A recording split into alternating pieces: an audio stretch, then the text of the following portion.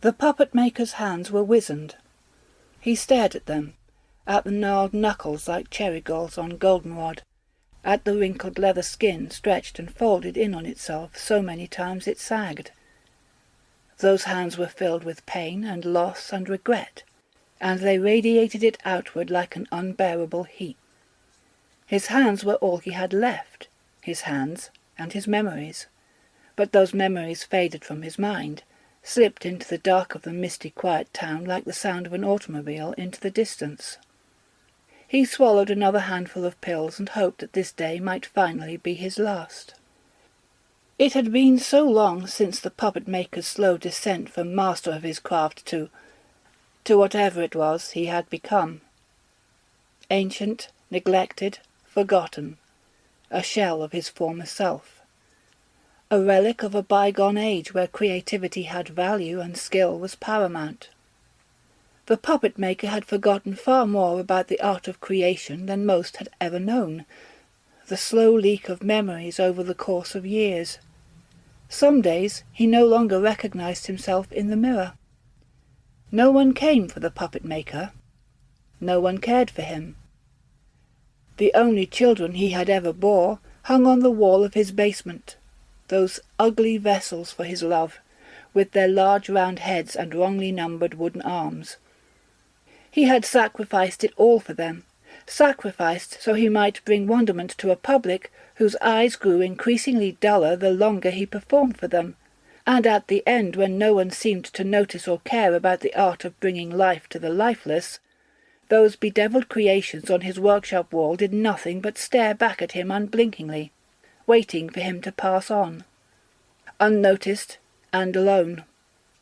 At first he did not understand the letter from Dr. Toth. He knew the man's name, albeit distantly, but could not recall the context. Had they met, he wondered, in some past life, when the puppet-maker was greeted warmly by wealthy and poor alike? Time slipped so easily from his recall, faster than the pills could staunch. And the note. The words were a jumble, their wavy scrawl like that of a palsied but familiar hand. He removed his glasses in hope things would become clearer, but the words merely danced on the page, moving in and out of focus, sometimes disappearing altogether like phantoms. Even the paper they were written upon was strange, folded and creased so often it felt like linen. When through sheer force of will the puppet-maker managed to fix the words in place, he did not like what emerged. "Mr. L., I have need of your services. Please come at once. Toth." The puppet-maker reread the note, then added it to the fire of his stove. There was nothing for which he could be needed. The only thing he had ever been capable of required use of his hands, his crooked old hands, and they could not be trusted to obey. The doctor did not have wealth enough to stymie the encroaching years that freely robbed the puppet-maker of everything, left him forgotten and forgetting. Nevertheless, he later found himself in his workshop, unaware of how he arrived there, staring at the equipment concealed beneath dust-covered sheets. Had he descended the stairs? And what had the marionettes hanging on the wall witnessed? For they had witnessed something. It was clear from the way their hollow black eyes stared. Perhaps days or weeks or months passed before a relentless pounding upon his door startled the puppet-maker. Awoken from a medicinal haze, he shuffled to the door on a leg full of pins and peered through the window at the long black town car idling on the street. Its driver had already reached the door of the house, and something about the man's disquieting features filled the puppet-maker with the coldest apprehension, something that prevented him from opening the door. "What do you want?" He spoke loud enough that his words would penetrate the glass. The driver did not respond. His wide eyes merely locked on those of the puppet-maker, and his mouth remained twisted in some unnerving attempt at a grin. "You have the wrong house," the puppet-maker offered, then waited to see what the driver would do. A thick arm was lifted from behind the glass. It bore a square hand that was then laid flat against the window. The driver leaned his wide mercurial face in, the sort of face that looked as though it had been carved in caricature, and the puppet-maker felt compelled to retreat, unsure if he were still lodged in a dream. Then that face pulled away, and the driver bent down and out of sight. An envelope slid under the door. Filthy, crumpled, covered in large thumbprints, the stationery was unmistakable. With trembling hands the puppet-maker withdrew the folded letter, the texture like linen, wrapped delicately around a small stack of similar textured bills. The driver's disinterested smile remained ineffable. "Mr. L., please do not delay. The time is nigh. I have sent my driver to fetch you. The included honorarium is only the beginning. Toth." The puppet-maker looked up from the soft stationery, startled to find the driver was now inside. He overwhelmed the confines of the entrance-way, and the afternoon light was warped by the shadow he cast. The puppet-maker shrank from his abominable size and nodded in defeated acquiescence. He then reached for his rough, worn cane. He rode the distance in the back seat of Toth's town car, across paved streets devoid of tree or bush. Yet even that pavement was not pristine. It was as cracked and crumbling as the skin around the corners of his eyes, and just like those eyes, the streets failed him. They no longer led where his memories expected. Toth's driver, heading in the opposite direction of where he ought, speeding down avenues the puppet-maker had never before seen. The old man sat with his cane tightly clenched in his aching hands, worried that he had erred greatly entering the cab. He asked repeatedly if they were indeed travelling the right way, but the disturbing driver remained mute, following a set of unknown bearings. There were few souls along the avenues of the small town, each one more hideous than the last. The puppet-maker had no choice but to avert his eyes and trust the driver to take him where he needed to go. Soon the mists at the outskirts grew thicker, and any landmark that might betray their location or provide some anchor within the chaos was swallowed whole. When Dr. Toth's home appeared, it did so suddenly, emerging fully revealed in the swirling vapour. It was not as large as might have been expected, and closer to dilapidation than suspicion would allow, but the outer walls, where black mould had not yet crept across them, were touched with unusual ornate carvings not found on other homes. Certainly not the puppet-maker's, at least as far as he could recall, but as he twisted the handle of his cane he knew he might be mistaken. It had been so long since he viewed his house from beyond its four walls, he could be absolutely sure of nothing beyond his own encroaching debilitation. The driver turned and looked at the puppet-maker once the town car had reached its stop outside the formerly opulent house. Over one of the thick forearms stretched across the back of the front seat, the puppet-maker could barely see the driver's eyes, but what there was seemed momentarily unmoored, like two reptiles struggling to emerge from their ovarian prison. The driver's silence and the dismaying effect of his visage were enough to send the puppet-maker scurrying. With some trepidation, and under the driver's flickering eyelids, he stepped from the car and into cloudy freedom. Before him loomed Dr. Toth's house, ensnaring him with invisible strings, as though he were one of his own misshapen creations, while around his ankles formless white swirled. White. Then nothing else. He awoke standing at the foot of a once great staircase, his recollections rushing away like the surf from the shore. But for an instant he glimpsed another place, one vastly at odds with where he found himself. And yet when he tried to chase the memory through the murk of waking, it slipped from his grasp again and again before speeding away, leaving him adrift without tether.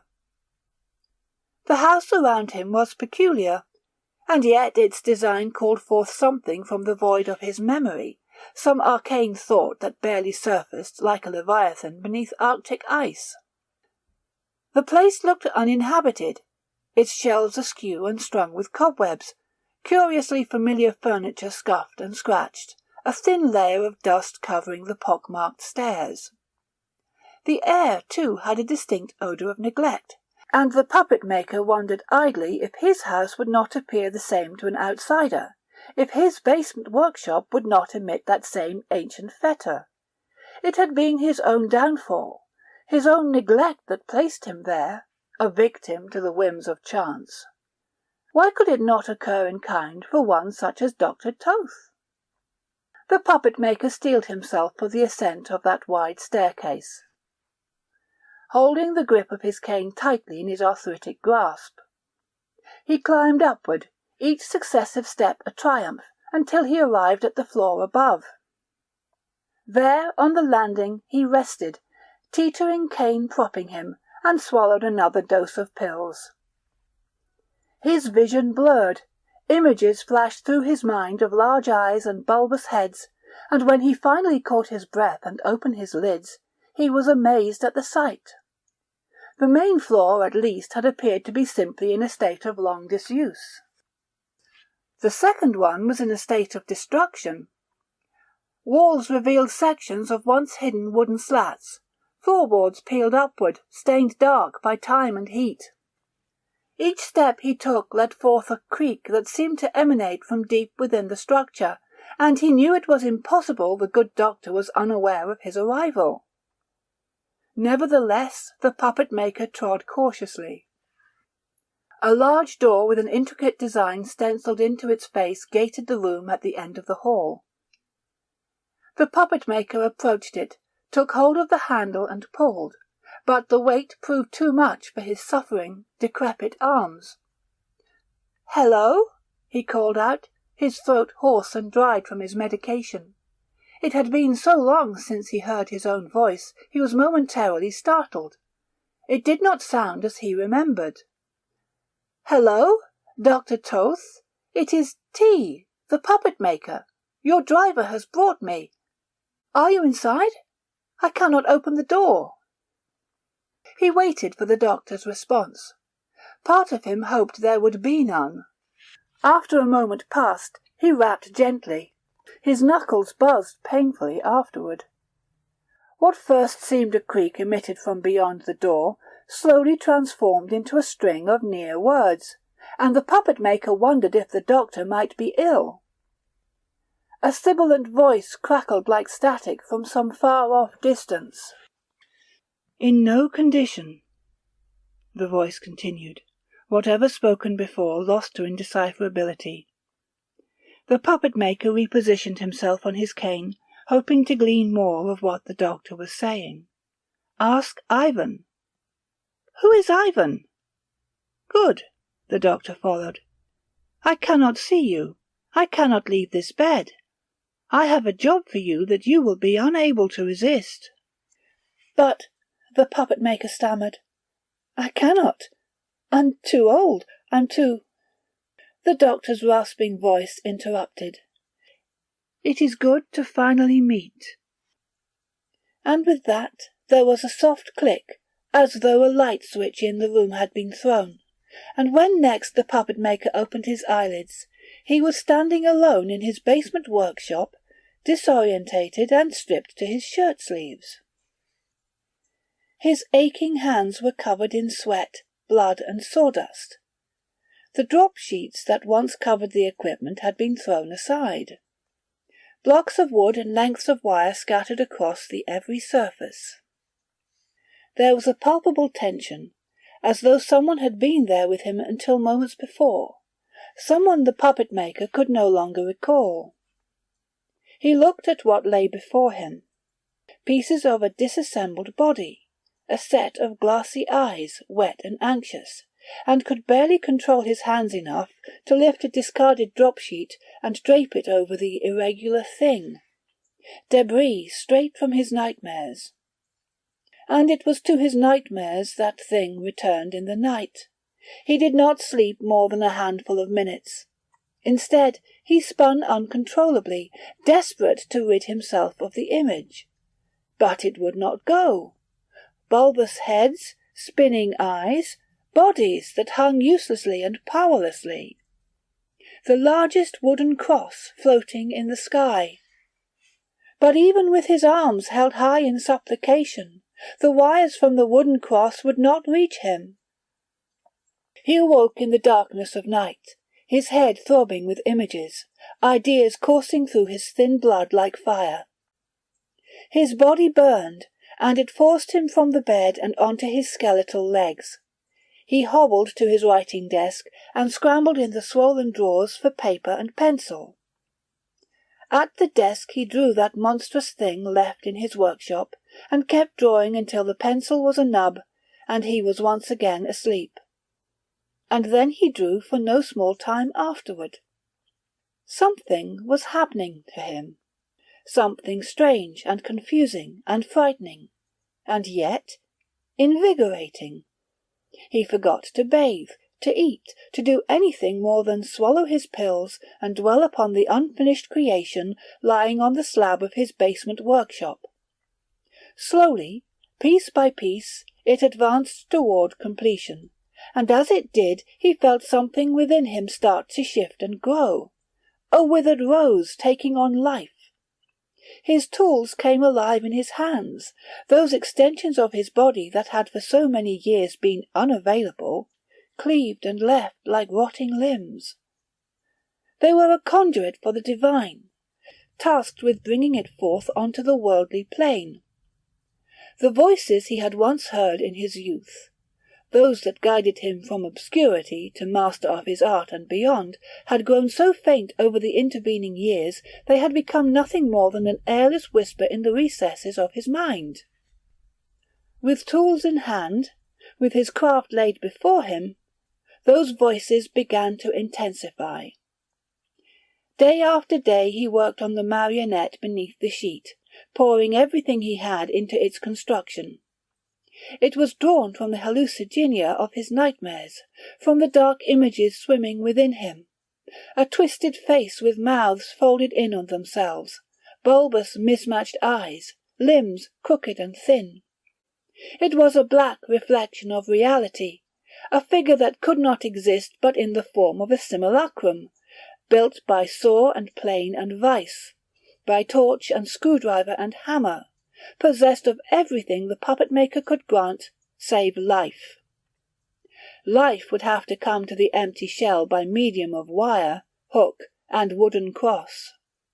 And yet, its lifelessness was its beauty, its emptiness its perfection. He touched the face of the thing he had crafted until his hands bled, and felt radiating from it the buzz of potential. It invigorated him, as though it were draining the years of his life away, restoring memories long thought forgotten, and for a brief moment his creation endowed him with enervating bliss. But also despair.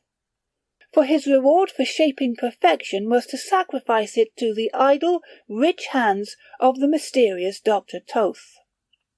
Darkness receded once more, and Toth's driver was standing in the puppet-maker's workshop, staring at the multiple-armed thing that hung by wires.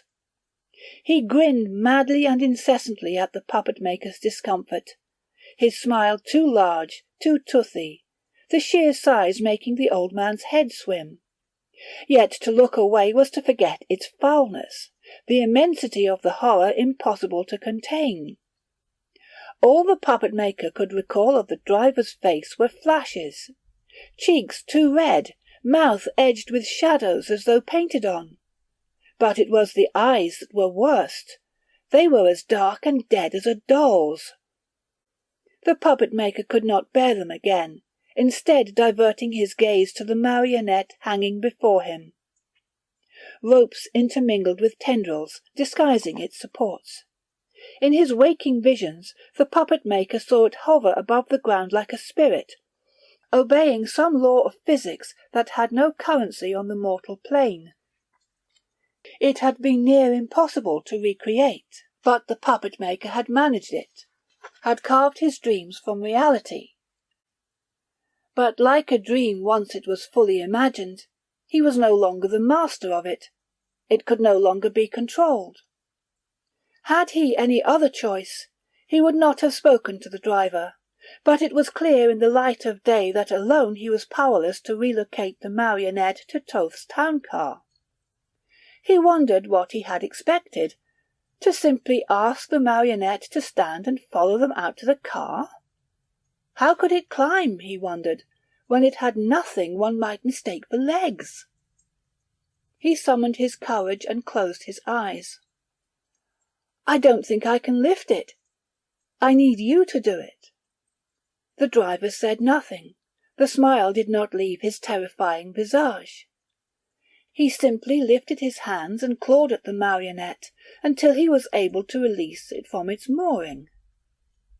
Up the stairs, one heavy footstep at a time, the driver carried the marionette, and the puppet-maker swayed as he tried to follow behind, moving far slower, with knotted cane in hand. He reached the top in time to see his creation being led to the trunk of the car. "No!" he called out, and the driver stopped and looked back. The puppet-maker averted his eyes in panic. I have to sit with it, to make sure nothing happens to it." Even as the breathless words spilled from his mouth, the puppet-maker could not believe he had uttered them. "Please, put it on the back seat." The driver acquiesced, for when the puppet-maker looked up, the thing's bulbous head was visible in the rear window, and the driver's hidden behind the windshield visor. It was not long before the puppet-maker became suspicious the driver was taking yet another different route. The mist did not approach quite as early as before, but when it did, it appeared twice as thick. Ever present, it travelled backward in his memory to perpetually coat the fringes of the town, creeping from the distant river and spreading to claim as much ground as it could.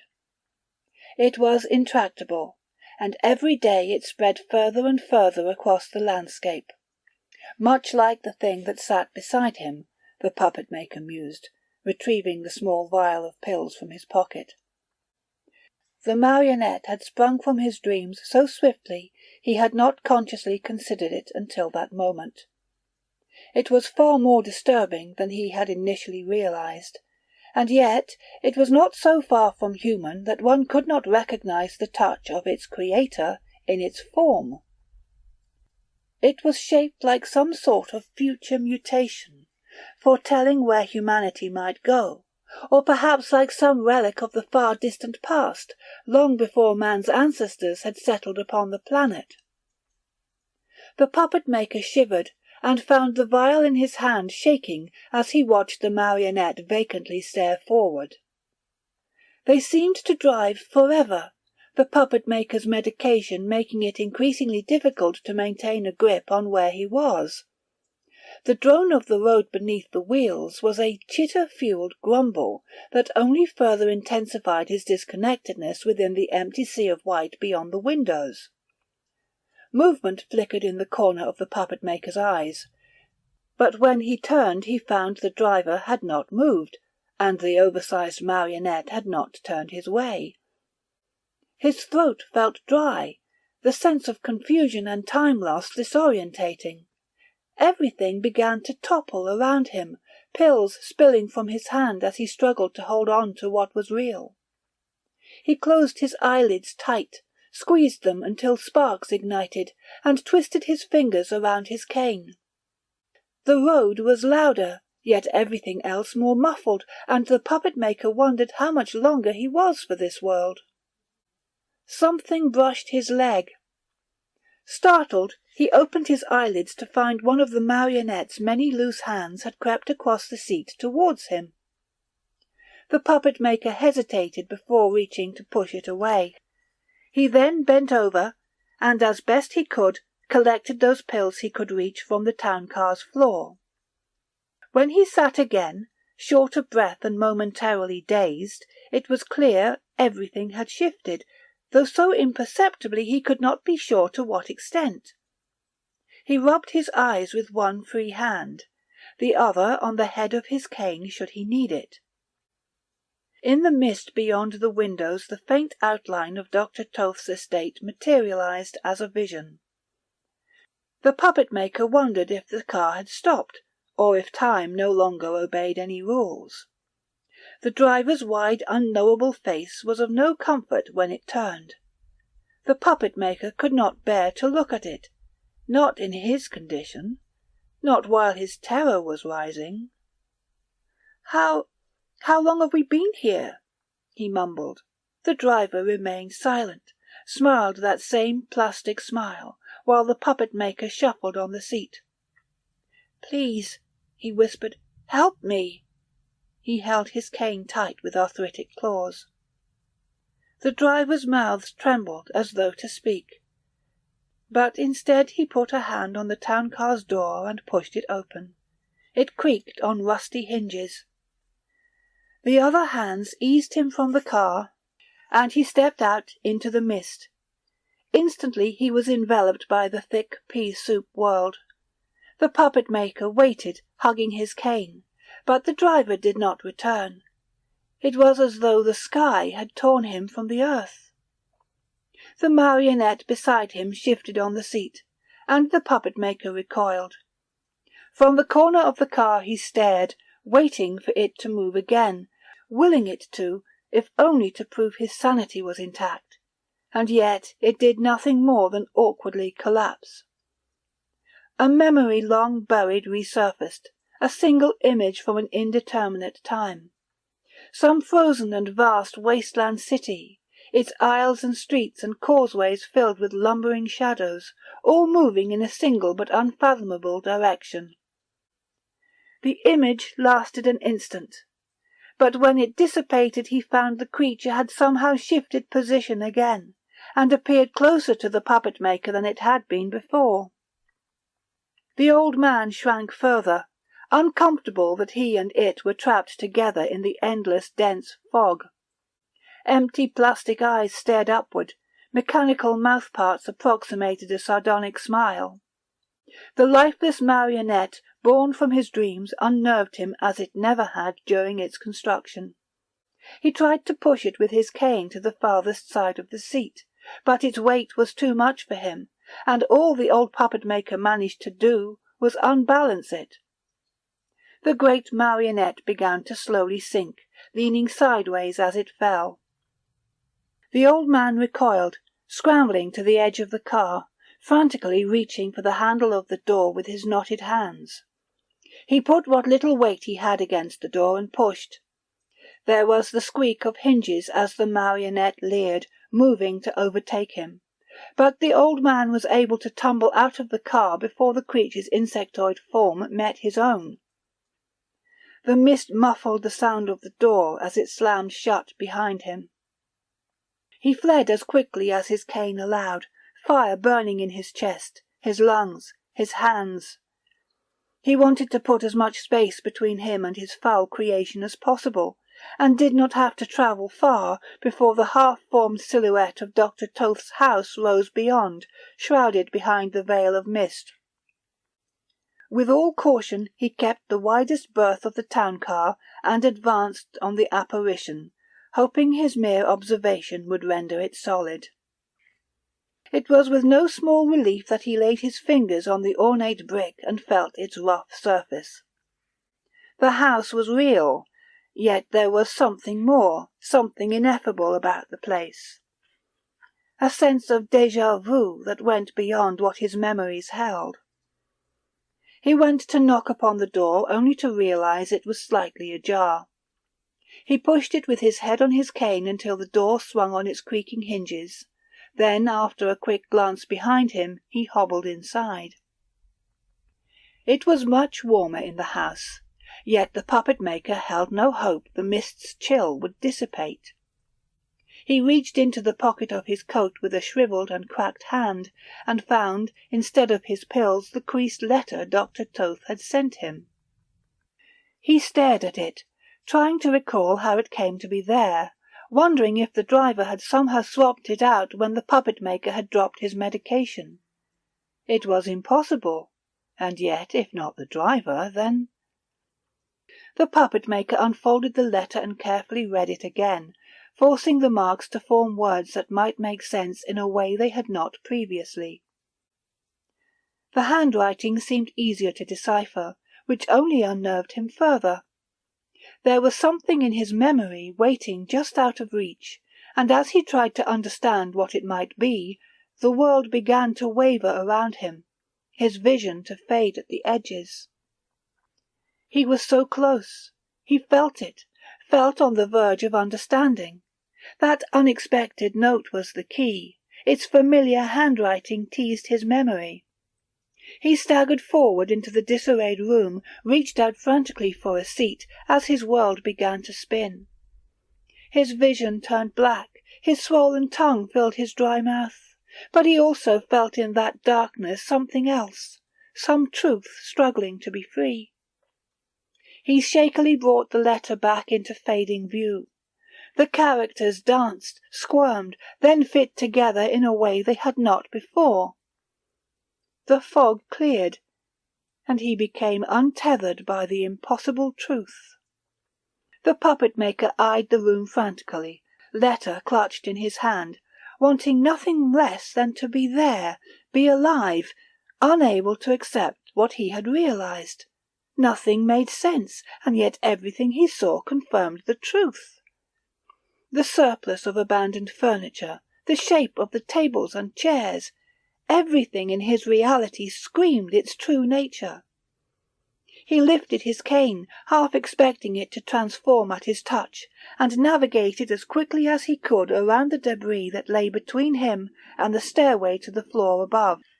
It was all as he remembered it, but now that memory took on a terrifying aspect. He could feel his mind scrambling to shut itself down, but he refused to let it, desperate for some sign, any sign, that the impossible was wrong. His cane struck each step as he ascended, compounding similar scores already present in the wooden treads, while his soft feet padded behind. When the puppet-maker reached the top, when he travelled the long hallway and found Dr. Toth's bedroom door, it too was wide open, and the foreboding atmosphere in the air was almost too much for him. He wondered if he had already died, and if he were already in some kind of unknowable hell. Dr. Toth? The room was large, and bore the signs of opulence left to dereliction. Red velvet curtains had fallen from their rod to lie crumpled on the floor, dust muting them until they were as grey as the world. Their absence revealed a window that framed an endless sea of white, and before that a sagging four-post bed, the remains of its canopy hanging overhead like forgotten cobwebs. A step closer revealed the bed was still occupied, the motionless figure draped in a tangle of sheets and blankets. The room's air was nearly unbreathable, filled with motes of disturbed dust and the stale odour of inevitability. "Dr. Toth, is that you?" He hazarded another step forward. "Dr. Toth?" But the figure in the bed did not respond. There was no movement at all as the puppet-maker carefully advanced, his cane a slow metronome on the wood of the floor. He watched the shape closely, searching for some indication of life, praying it was the case, for if Toth was not— "Dr. Toth!" The figure was wrapped head to toe in musty sheets. It did not move, no matter how long the puppet-maker stared. He swallowed, then blinked away the tears that had formed and wiped his face with his jittering hand. His thoughts were in tumult, crashing into each other, swirling and expanding to flood his senses. He could not be sure if what he witnessed was real or some delusional half-dream from which he could not awake, one that receded from reality at an accelerated pace. The old puppet-maker reached out his trembling hand and peeled back the musty sheets. He knew what was underneath them. He always had. What he did not know until that moment was if he had the courage to gaze beneath anyway. And once he did, his reeling mind could not contain the entirety of his regret. A click, a recorded voice, distorted but unmistakable. It emanated from the lifeless shell lying upon the bed. "You do not belong here." Ropes hung from its limbs and draped over the sides of the mattress. Its wooden head was enormous, coated in a varnish that had beaded as it dried to mimic sweat. Inhuman eyes stared blankly upward. "What is this?" he muttered. "Dr. Toth?" "You should not be here," the recording repeated. "Everything will be compromised." "I don't—" the old puppet-maker stammered, shook his head, searched for the words. "How are you doing this? That voice!" he cried, unable to understand. "That voice!" he repeated, trying to keep from collapsing under the weight of all that had come to bear on him. "Where is the recording coming from? How are you doing this?" Another click. The hiss of a second recording played behind him. He pivoted, his knees threatening to painfully dislocate, and he saw what he had hoped he would never see again. Saw it impossibly resurrected in the doorway and staring at him, its many eyes spewing malice. How it travelled from the car to Toth's bedroom was insignificant to the larger question of how it stood at all. Nothing held it aloft, no ropes beyond those that lay in circles at its feet. It hung motionless, and the old man felt his mind rebelling at the nightmare in which he must be trapped. The marionette's next words left no room for his sanity to remain. "There is no recording, Father. Your voice is ours." The bedridden marionette resumed speaking, its voice too riding on a hiss, followed by a click as the period to each thought. The voices, though, were indistinguishable from each other. The voices were his, the puppet-maker's. "I don't understand," the old man cried, waving his cane so that he might ward off the nightmares haunting him. They remained unimpressed by his display. "What are you?" he choked. "We are you," they replied, coldly and in unison. Click, click, their recordings turning on and off in turn. "You build the receptacles we provide you. You build them, then through you we are deposited wholly, pulled by your being through that pinhole in your nightmares. This is what you have always done, what you shall continue to do. You are the cedar. You give us the life we so crave." "Who are you?" "At first, explorers. But we have grown to like what is here, to hunger for life. But our numbers are so small, and we are still so tethered to you, still too much a part of you. But our numbers will grow.